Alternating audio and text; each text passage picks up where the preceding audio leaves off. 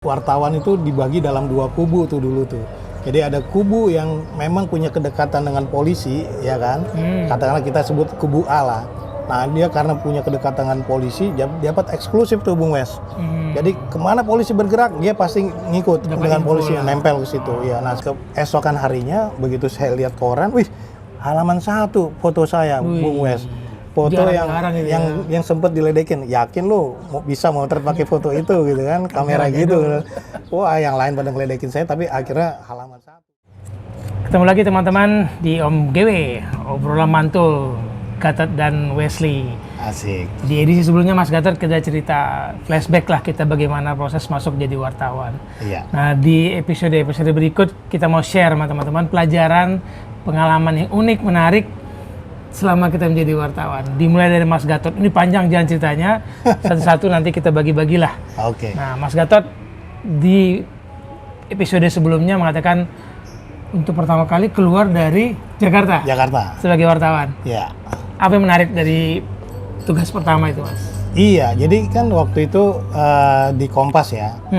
Tugas pertama saya tuh di Jawa Timur. Nah, waktu itu di Jawa Timur, aduh, handphone saya batin dulu kali ya. Nih. Dulu. Bentar. Sorry. Jadi tugas pertama saya tuh di Jawa Timur. Nah, emang belum pernah ke Jawa Timur? Belum pernah. Jadi seumur-umur tuh saya adanya di Jakarta, terus paling kalau keluar Jakarta tuh daerah Bandung gitu kan. Daerah Jawa Barat lah. Paling atau ke pulang kampung ke Purworejo di Jawa Tengah.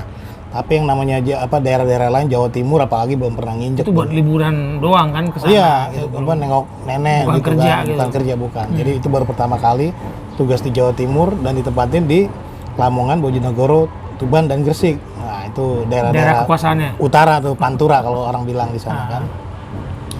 Nah, ada yang menarik adalah karena itu dalam proses pertama pengenalan daerah, pengenalan wilayah.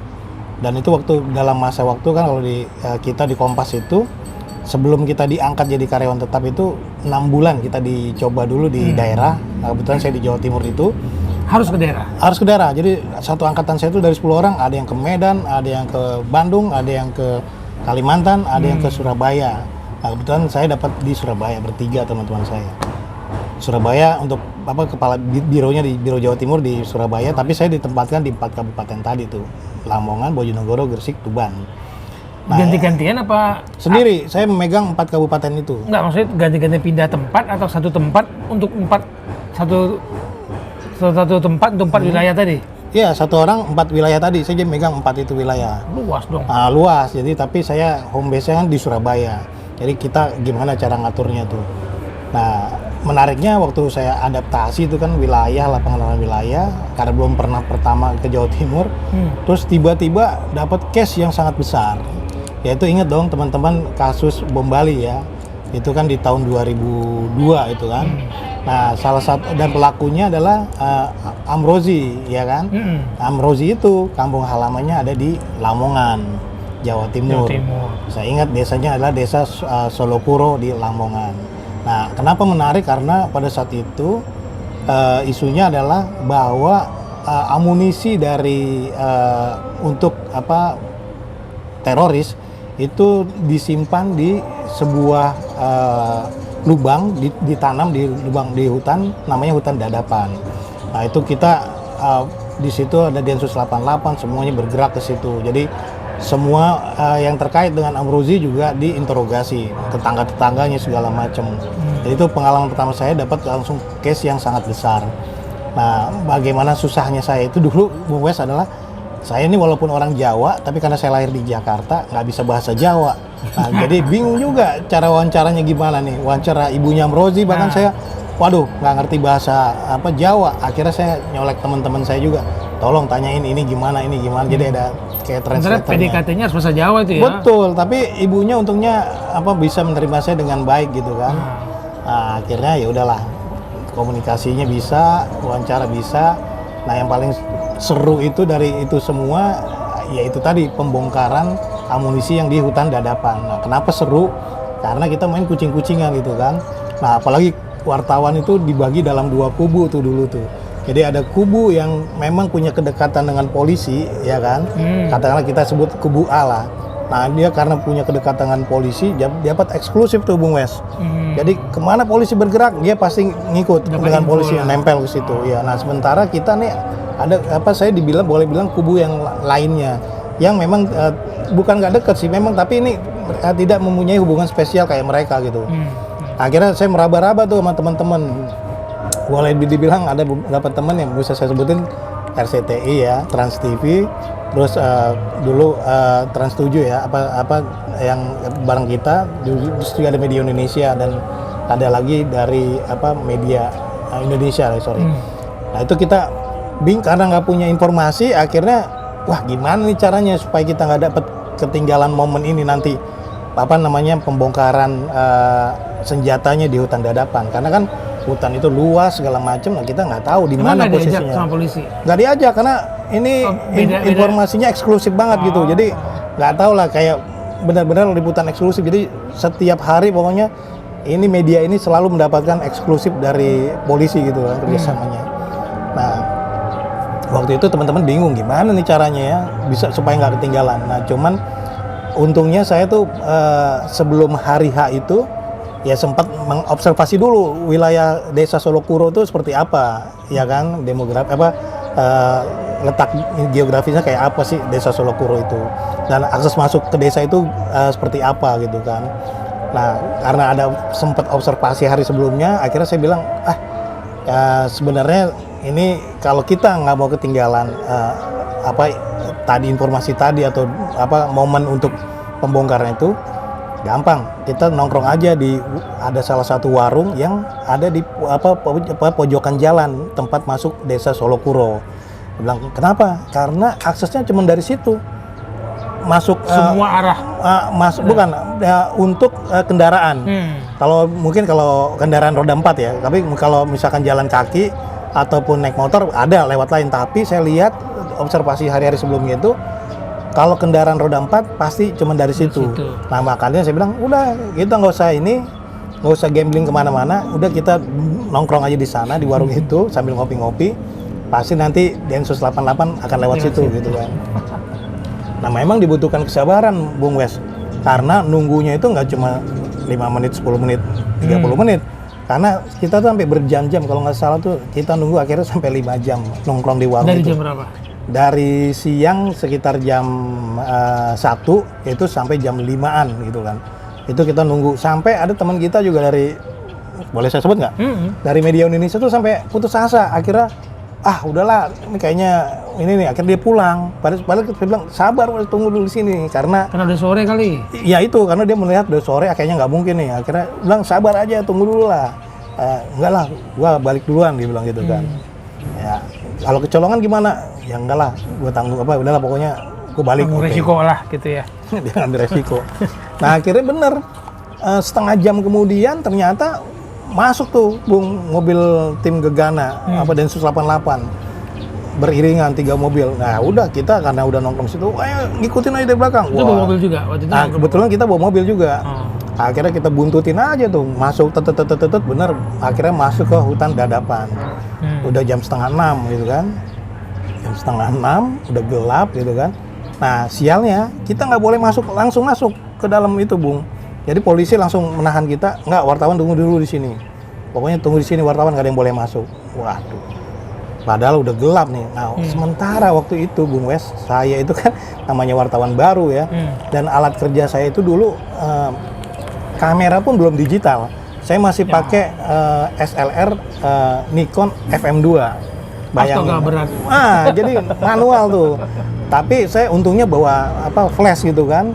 Udah pokoknya saya alat itu nggak pernah saya tinggal, pokoknya saya bawa terus. Iya, pokoknya saya bawa terus. Nah, sementara di sebelah saya teman ada dari Jawa Pos udah digital kalau buat fotografernya gitu kan. Yang lainnya juga. Nah, tapi akhirnya udah begitu nunggu, akhirnya jam 6 baru boleh masuk. Oke, wartawan masuk. Nah, gilanya lagi begitu kita masuk ternyata di dalam itu udah ada wartawan-wartawan yang eksklusif tadi. Jadi mereka tuh udah masuk sebelum polisi itu datang bahkan. Waduh, terus dalam hati kita, makanya dalam hati kita, waduh, hebat banget mereka kita nih. Wah, tapi ya udahlah. Yang penting kita nggak ketinggalan beritanya dan momennya. Karena bener, begitu kita masuk, proses pembongkaran dimulai. Nah begitu mereka mulai, ya udah saya foto kan dengan FM2 saya itu ceret. Ya udah, nah saya kan nggak tahu nih namanya manual nih hasilnya seperti apa gitu kan. Nah, ya ini gambling juga, tapi saya sih yakin dengan kamera saya karena udah bertahun-tahun saya bawa ini kan. Pokoknya percaya aja lah sama kamera ini.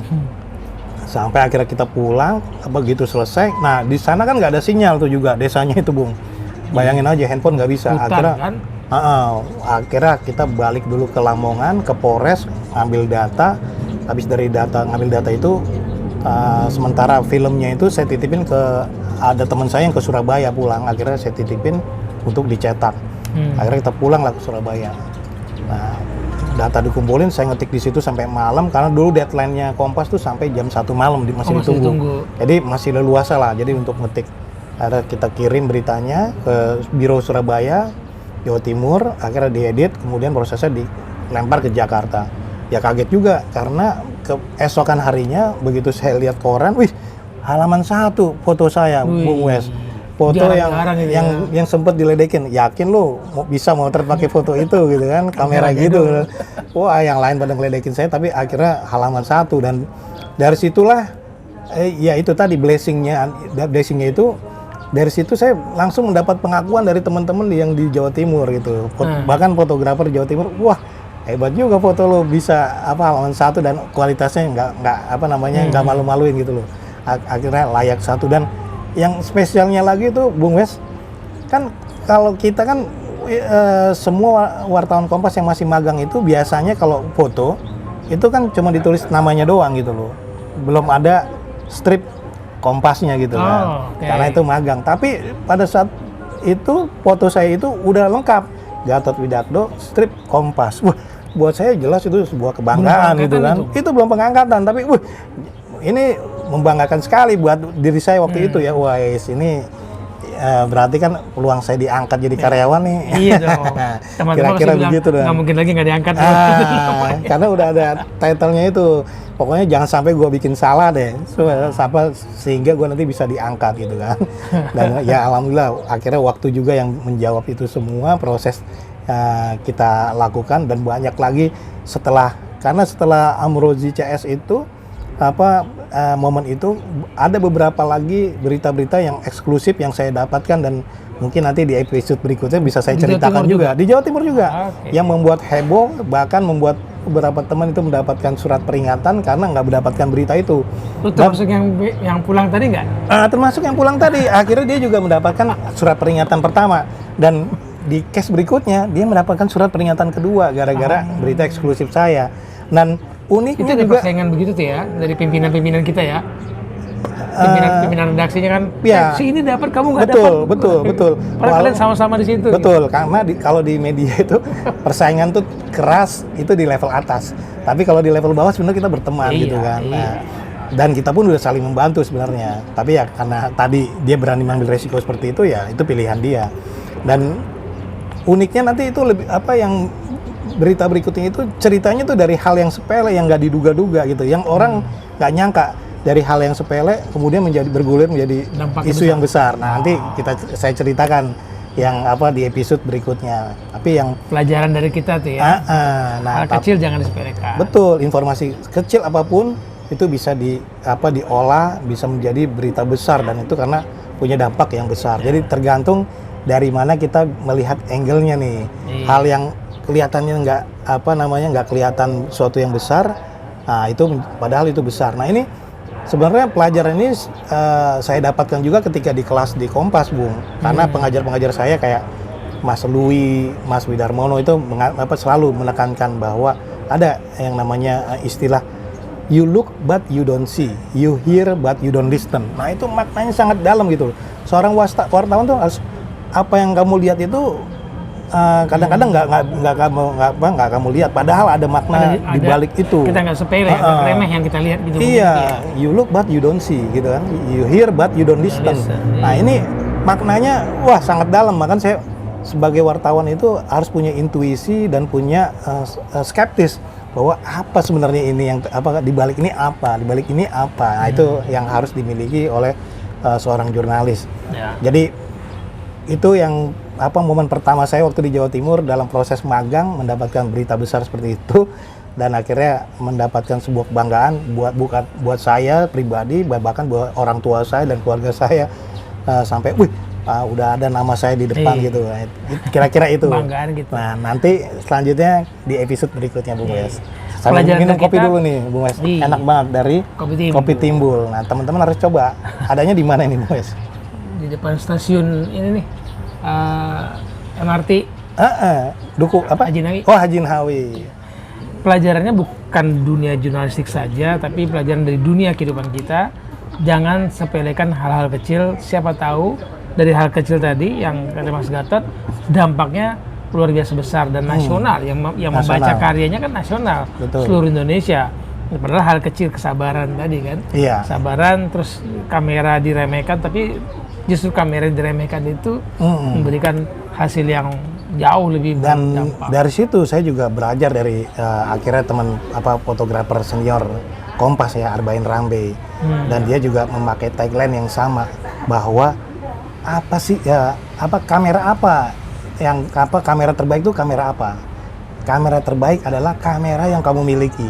Jadi itu tagline-nya. Jadi teman-teman nggak usah minder. Walaupun, apalagi di zaman sekarang udah punya handphone, pakai handphone pun kita bisa mendapatkan momen-momen yang bagus. Asalkan kita pas momennya, ya gambarnya oke juga, itu udah menjadi suatu karya yang bagus juga. Kamera terbaik adalah kamera yang kita miliki. Iya, kita miliki. Ya, berarti kita harus mengenal kamera kita. Betul. Bukan karena kecanggihan harganya yang puluhan juta. Betul. Kalah sama FM2 yang masih muter gitu. Trek isi film, ya kan? Oke. Teman-teman, kita ketemu lagi nanti ya di sharing di Om GW, obrolan mantul Gatot dan Wesley soal pengalaman kita. Berkembang nanti semua pengalaman-pengalaman cerita kita dalam dunia jurnalistik dan pekerjaan. Banyak hal yang bisa kita pelajari. Kalian mau sharing apa boleh di kolom komen. Ya, boleh tanya atau apa, nanti kita jawab lah. Oke. Thank you, bye. Bye, ciao.